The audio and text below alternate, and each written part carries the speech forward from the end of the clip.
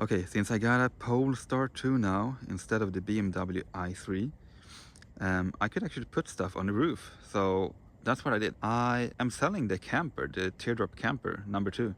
And me and the girlfriend, we decided we would try a rooftop tent. And I wanted to show you that it actually fits up here. Let's unfold and check it out. So here on the opening side, this is the long side, here is the opening side.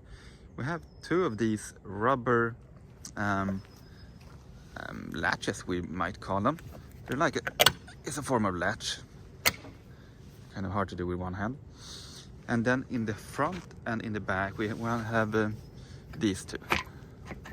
And this is all that there is to keep the tent closed. And then there is a small gasket in here that's gonna secure and keep all the water out of it. This one, about 1.5 meter wide, 16 centimeter tall, and the length of the outside is about 222 centimeters. So one more thing is that right now the tent is located pretty much centered on the roof racks. So that means that the overhang in the front is about the same as in the back. And of course I could put it a little bit more to the front, but I wanted to keep it balanced. So 2 things that you might think now, like, is the tent gonna block the view from inside? And no, it's not. And the other thing is that, what about opening the trunk? So the trunk doesn't open all the way. You have to set a new limit to how far it will open. So for me, it opens this way. And this means that I have about 165 centimeters from the ground all the way up to the latch in the back. So for me, that's a big enough opening to knock my head into the lock, like maybe once a month, just so I get reminded that it's still there.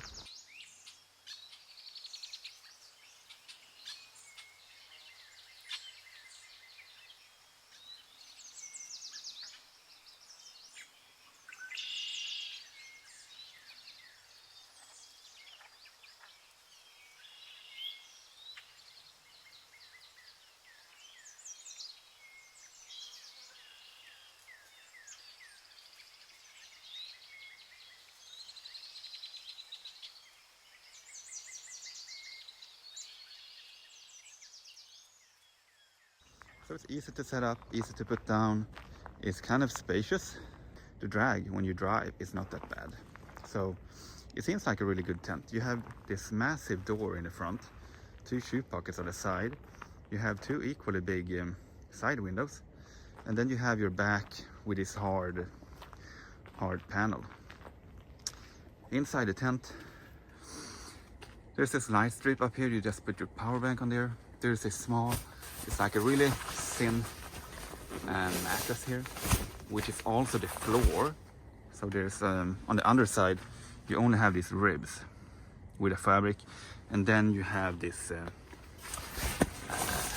this mattress, which is a tool. So there are a few really smart features on this tent which normal tents wouldn't have. So for example, you have this rain cover, which is also the cover that makes it dark on the inside. And then you have your mosquito net on the outside. And first I was thinking, like, wait, that's backwards. They put it backwards. Shouldn't it be the other way? But the thing is, you almost always have the mosquito net on. And then either you want to have fresh air and sun in, and then you have it like this. Or you want it to be dark and you want to cover from the rain. And then you just zip this up. And the advantage of that is that you don't have to remove the mosquito net every time you're gonna let some light in and some air, because they are in the wrong order, which is the right order. I think it's really smart that they put it backwards, because this is one of the first things that I reacted to. One thing to keep in mind though is that these type of roof bars that clamp in the doors, and they sit on a painted surface with rubber feet over here, is less than ideal, and it's typically not recommended, for example by Thule.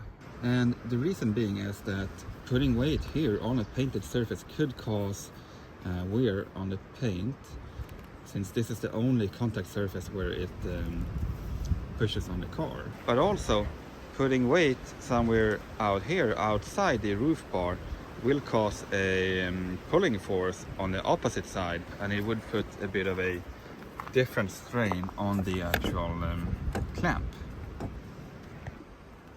One good thing though is that Polestar original roof bars, they have these rivets.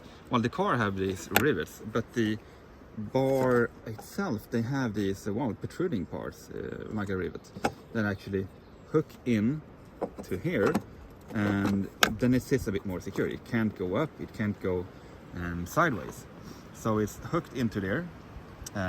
But the downside to this is that you cannot move the roof bars wider than this, which is 80 centimeters. So this is your maximum width because of that. So I will always make sure that these are still fully attached and that they're not coming loose. So the overhang of the platform in the front and in the back is 60 centimeters, and that's the overhang from the roof bars. So in my case, I would be careful not putting too much weight, either like all the way out in the front or all the way out in the back. So I would try to keep my weight like over the roof bars or just outside of it, just to keep things balanced up here. So the weight of all of this, the bars, the tent, the awning, some stuff, and me included, adds up to about 180 kilos, which is about 400 pounds. So if you look at the pressure per foot here on the roof of the car, it's about 45 kilos, 100 pounds per foot. So just keep this in mind if you feel like getting a rooftop tent for your Polestar 2. That it's not advised. Okay, so that's all I had for you today. I hope you liked this video. If you did, give it a thumbs up. If you have any questions, put them below. And if you have anything more you want to see, maybe related to the Polestar 2, put a comment below too. So I hope you have a good day and see you in the next one. Oh, and I will absolutely keep you updated in the future if there would to be anything wrong with putting a rooftop tent on the Polestar 2, if something would to happen. So yeah, I'll keep you updated.